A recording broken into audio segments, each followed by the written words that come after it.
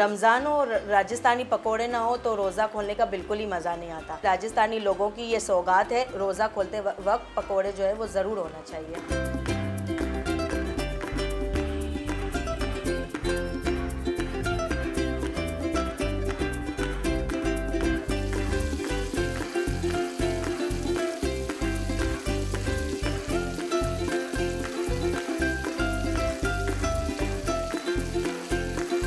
राजस्थानी पकोड़े जो है वो मेथड वही होता है, लेकिन थोड़े से डिफरेंट होते हैं, थोड़े स्पाइसी होते हैं और बहुत ज़्यादा क्रंची होते हैं। ये हमारी नानी और दादी के ज़माने से चलती हुई आ रही है और हम भी इसको लेकर चल रहे हैं। राजस्थान के लोग जैसे पकोड़े खाते हैं एज़ इट इज़ वैसे ही पाकिस्तान में बनते हैं। हमारे कम्युनिटी के लोग जो है मसाला जात बहुत ज़्यादा भर भर के खाते हैं, उनको स्पाइसी चीज़ें बहुत पसंद होती है, तो इस वजह से वो पकोड़ों में भी बहुत ज़्यादा तीखापन होता है। इस वजह से ये डिश जो है बाकी पकोड़ों के मुकाबले में राजस्थान के पकोड़े मुख्तलिफ होते हैं।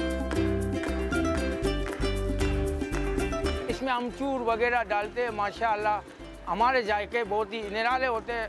और बाद लोग हम लोग तो अफ्तार में जो है ना, हमारे दोस्त पकोड़े वाली करी भी बना के लाते हैं।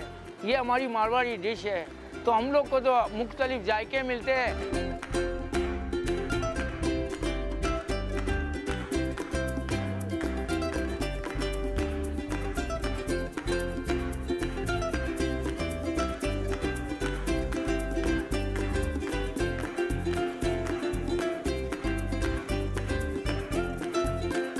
बाकरे पे अफ्तारी करना ये हमारी एक मोहब्बत है।